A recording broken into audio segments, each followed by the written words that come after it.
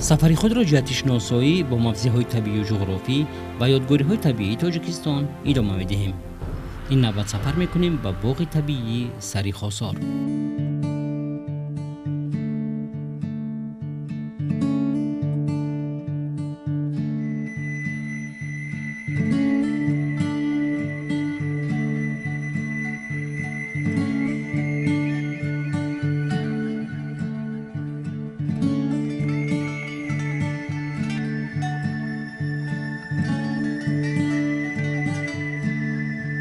باغ طبیعی سری خاصار با قرار حکومت جمهوری تاجیکستان از 25 اکتبر سال 2005 در حدود ناحیه بلجوانی ولایت ختلان تأسیس یافته است.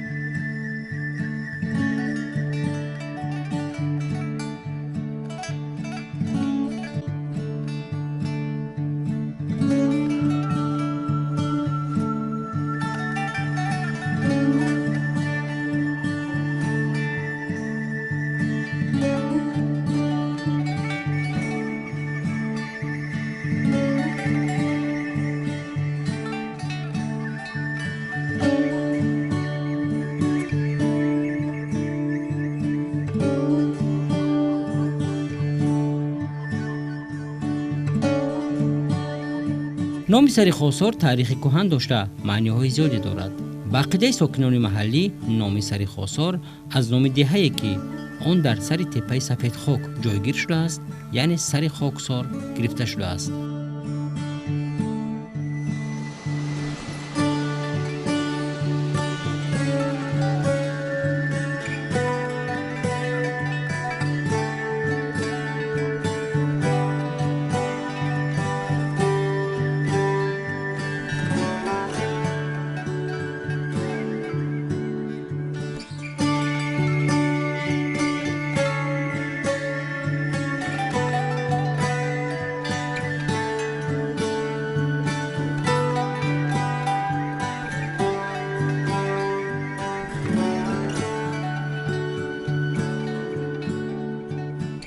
باغ طبیعی سری خاصار در جنوبی تاجیکستان جایگیر شده است.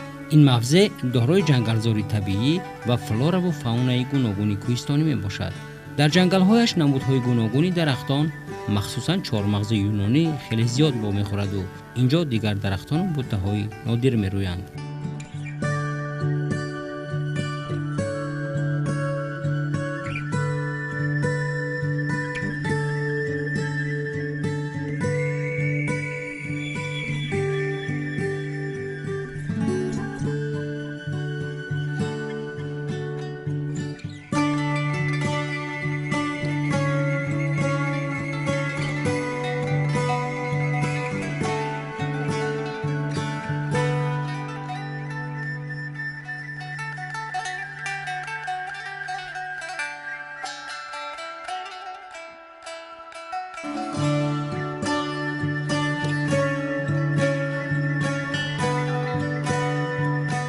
در موسم تیر ماه از میوه‌های آن حیوان‌های گوناگون با مانند خرس، خوک یابایی، اوریال، موش آبی، سلافسین ترکستانی، ببری برفی استعمال می‌کنند.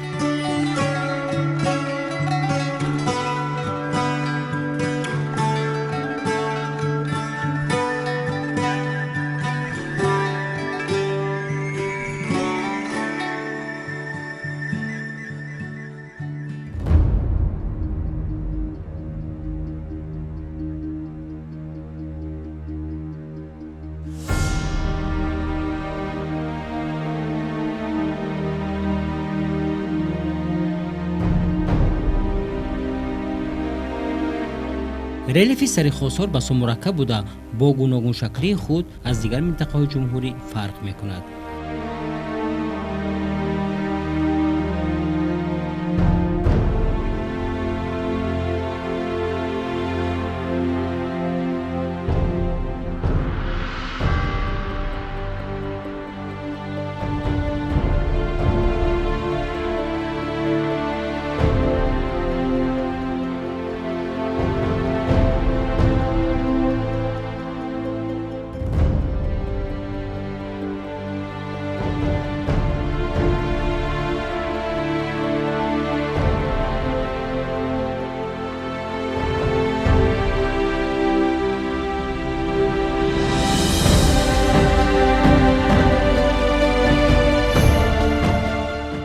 ساخت لندشافتش را پس کوه‌ها، دامن کوه‌ها و کوه‌های بلند تشکیل می‌دهد.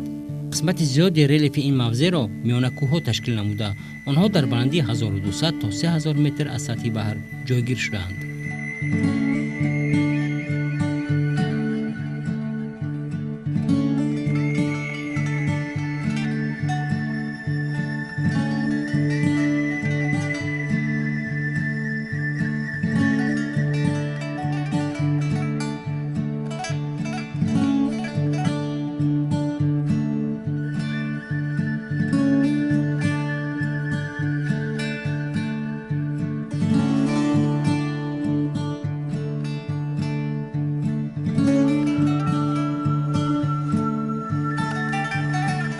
بلندی فاصلوی سرحد این موضع باشد 1200 3500 متر از سطح بحر را در بر میگیرد. این حدود خود معین کننده گوناگون شکلی سیستم‌های اکولوژی موضع می باشد.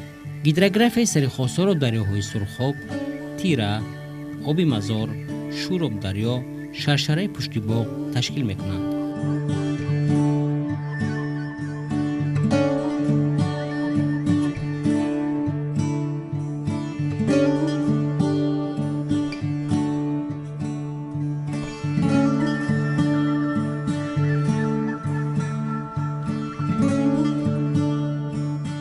باز یکی از موضع‌های زیبامنظری وادی در نزدیکی دهه ملاکانی جایگیر شده است. از بلندی 50 متر شرشره به پایان می‌ریزد و میلیون‌ها قطره‌های آب را به گرد و اطراف پاش می‌دهد. پاشخوری قطره‌های بیشمار آب زیر شعله آفتاب با تمام رنگ‌های تیر و کمان به جلوه می‌آید.